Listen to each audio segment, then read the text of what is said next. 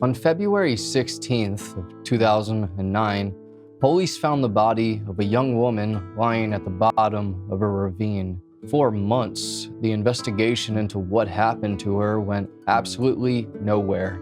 That was until a mysterious lady came forward with some shocking information. This is the case of Corey Desmond.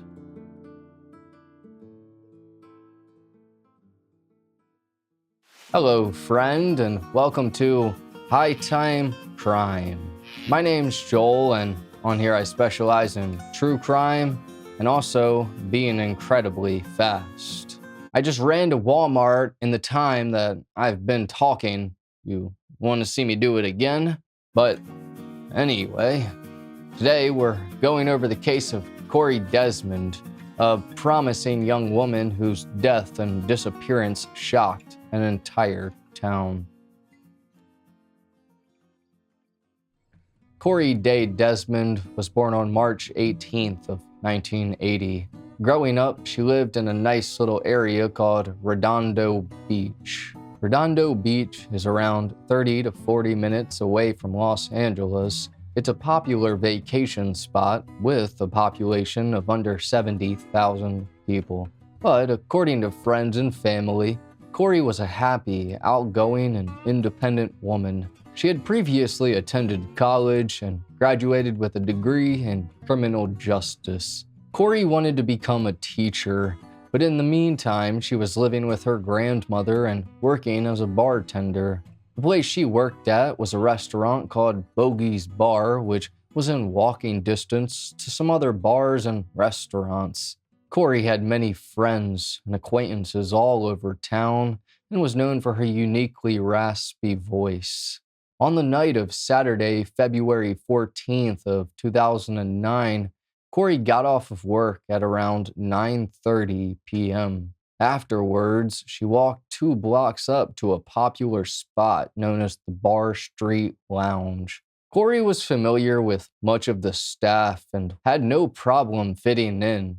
But while she was at the bar, she helped her friends working there to finish tasks, and this was caught on surveillance footage. According to the workers, at some point during the night, Corey also got into an intense verbal altercation with a man. The reason for this was apparently because of the way the man was treating another customer. Regardless, the man eventually left while Corey stayed until closing around 2 a.m. Corey was last seen on surveillance camera leaving the Bar Street Lounge at 2:26 a.m. After that, she walked back up to Bogey's Bar and requested to use the restroom, but was denied because the place was closed. This was the last place witnesses reported seeing her. But exactly what happened once she left the bar was even worse than anyone could have imagined.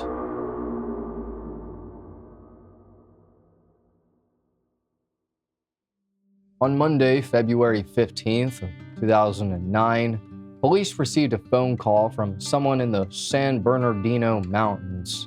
The person had discovered a dead body wrapped in trash bags lying in a ravine on the side of the road.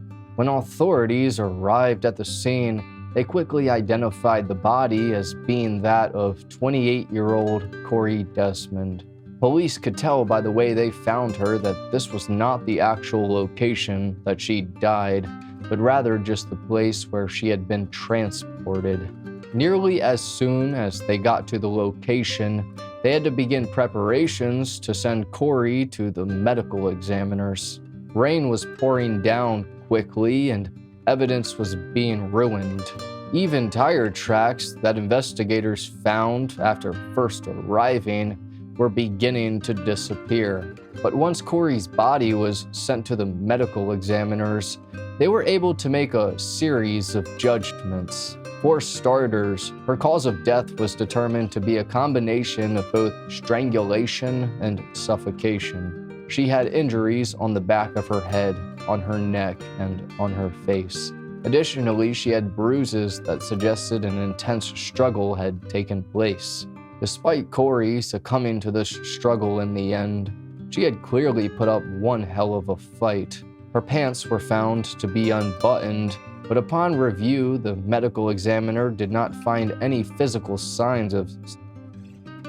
But after the brief autopsy, the next step for authorities was to contact Corey's family and alert them of her untimely passing. First, they informed her grandmother, and in turn, Corey's grandmother notified her son, Corey's father.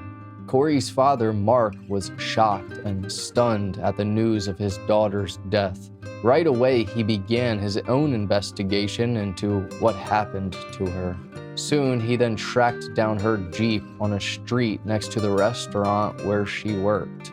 With this information, police could at least determine the date that Corey went missing, aka the same Saturday that she last worked. Following this piece of information, police began to interview anyone who could have had lead on what happened to Corey that night.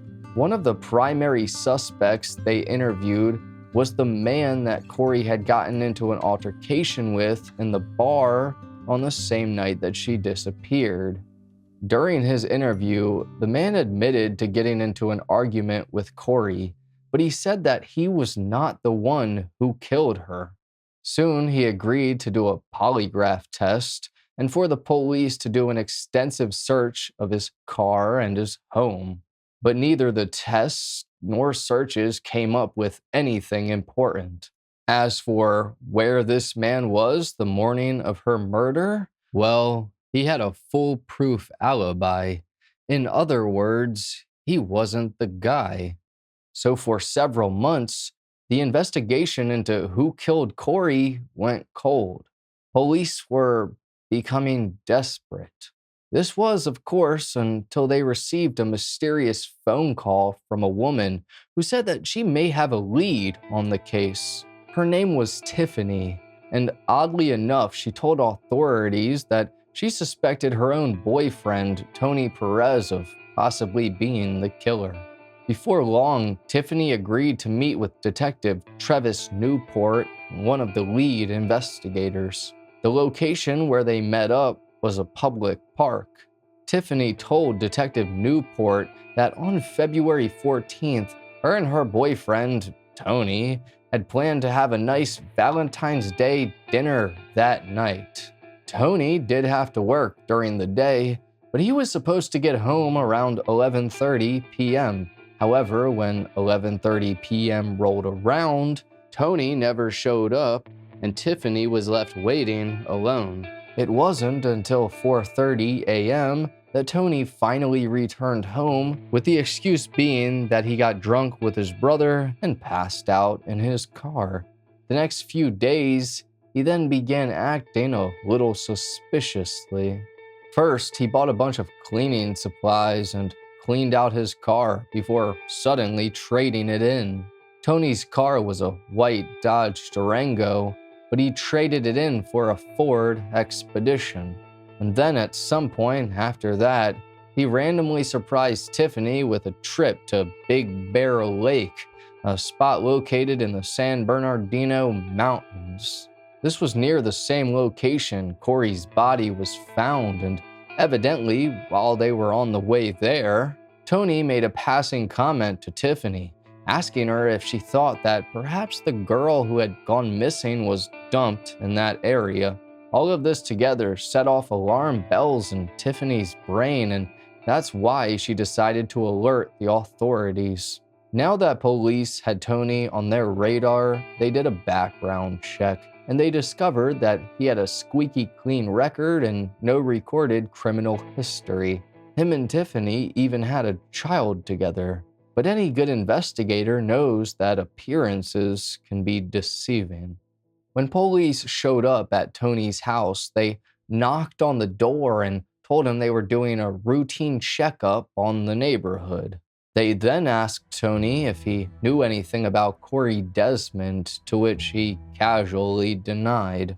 But as police continued their investigation into Tony, they gradually uncovered some suspicious signs.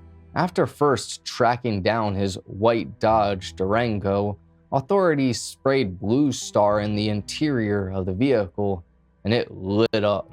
For those that don't know, spraying Blue Star is a method by which police can detect blood on otherwise clean-looking surfaces. When you spray blood, the blood lights up in the color blue, even if it's not visible to the naked eye. So when police sprayed Tony's Durango and found blood, they began to think Tiffany's suspicions about her boyfriend may have been correct.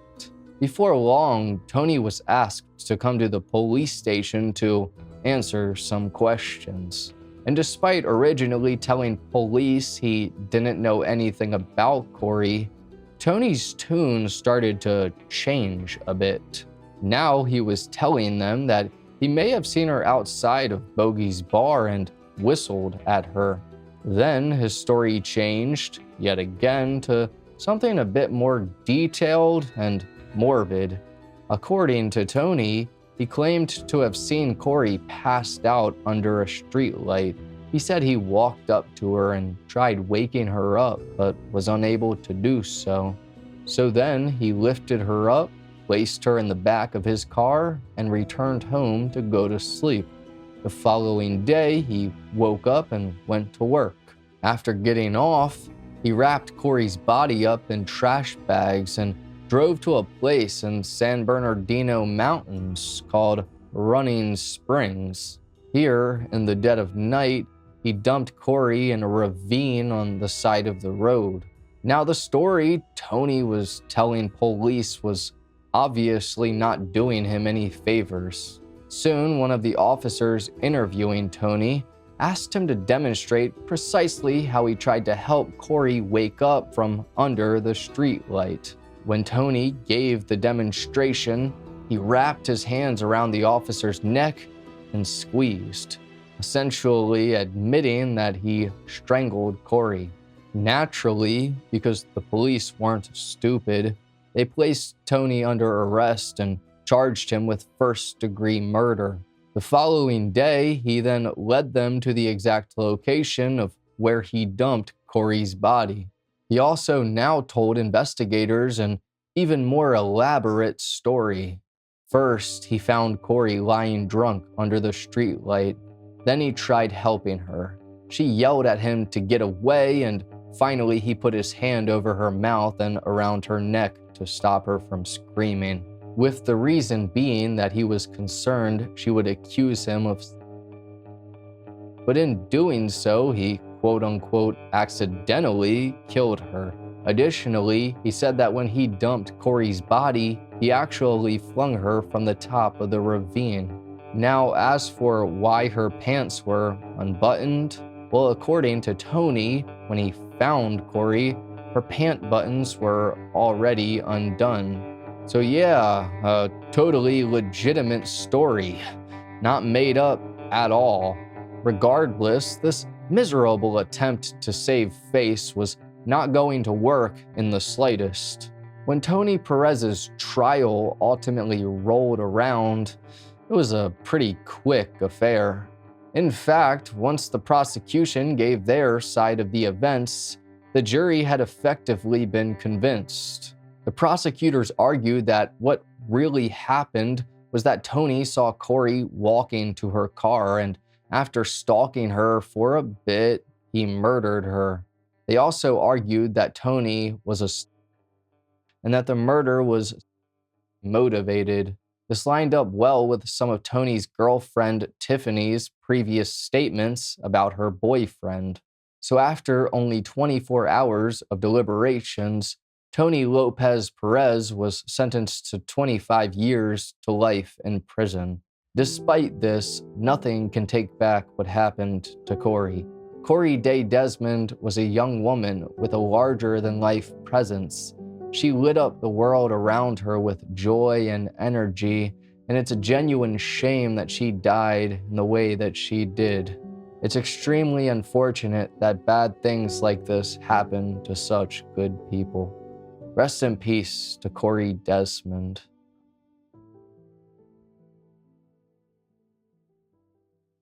But anyways, thank you for watching this episode of High Time Crime. If true crime is your thing, then please subscribe and hit the like button because that's all we do. I just want to say I have an all-exclusive Patreon where I post members-only content. 2 tiers, the second and the third one, allow for you to have your name at the end of each High Time Crime video. Thank you all so much for the love and support. Have a great rest of your day. Take care, friend.